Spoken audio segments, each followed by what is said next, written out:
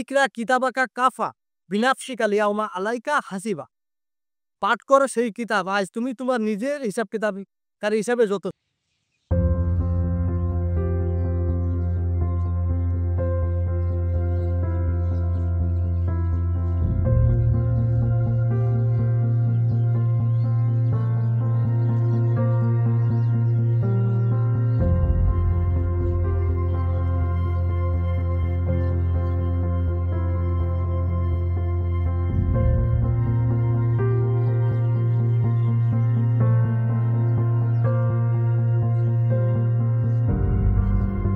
দোস্তরা, তোমরা জানো এই রমজান মাস আসতে আসলে আমাদের জন্য একটা সুযোগ। আর আল্লাহ তাআলা এই রহমত এই মাসে আল্লাহ নিজে হাতে ঢেলে গেছে। ঠিক আছে তো? এখন আমাদের নিজেকে আত্মপরিশুদ্ধ করে আল্লাহর কাছে ক্ষমা চেয়ে এই রমজান মাসে নিজের গুনাহকে মাফ করে নিতে হবে। ঠিক ঠিক ঠিকই তো? তাহলে সেভাবে আমাদের প্রস্তুতি নিতে হবে। আমিন। আমার মনে হয় না আমি কখনো ভালো হতে পারব, কারণ অতীতের গুনাহগুলো আমার খুব কষ্ট। আচ্ছা, তুমি তো হঠাৎ করে বদলানোর কথা বলছো।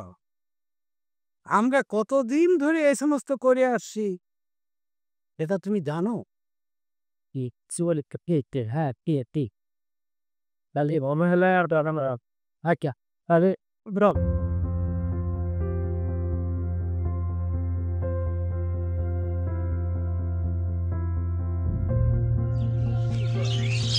যে আমার মনে হয় আমাদের ভালো হয়ে যাওয়া উচিত।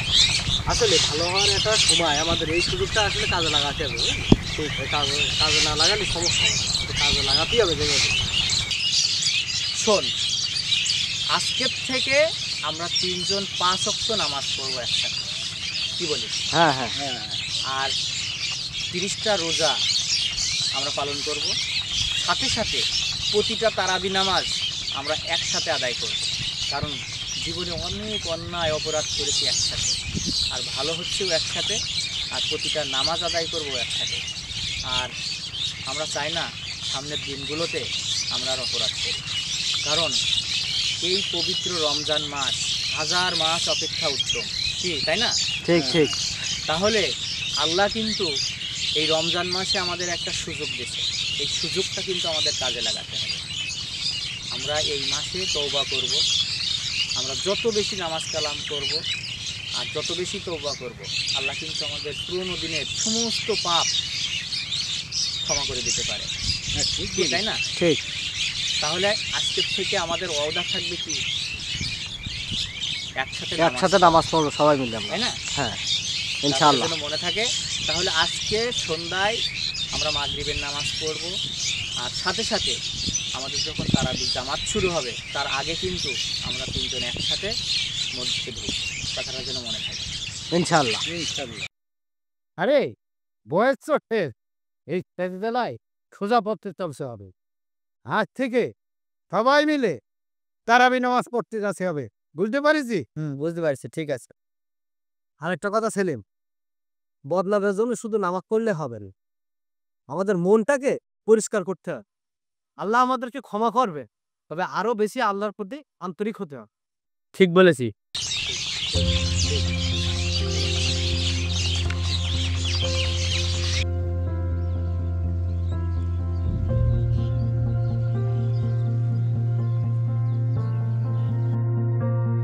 আমার ভুলগুলো আমি চাই আল্লাহ মাফ করুক।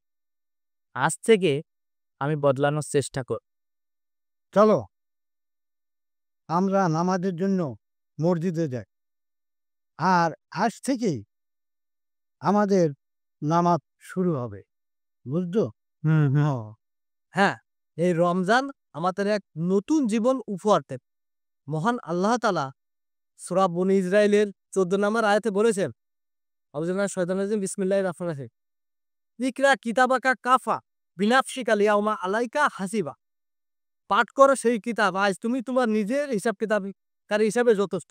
যখন মহান আল্লাহ তাআলা আমাদেরকে আমলনামা হাতে দেবেন, তখন এই আমলনামায় আপনি আমি সবাই মিলে আমরা সবাই মিলে নিজে বুঝতে পারবো যে আমি ভালো কাজ কতটুক করেছি, খারাপ কাজ কতটুক করেছি। ঠিক আছে? ঠিক, ঠিক।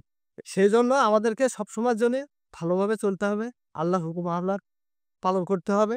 আমরা খারাপ পথে যা ছিল আল্লাহর কাছে তওবা করি, ফিরে আসি রবের দিকে।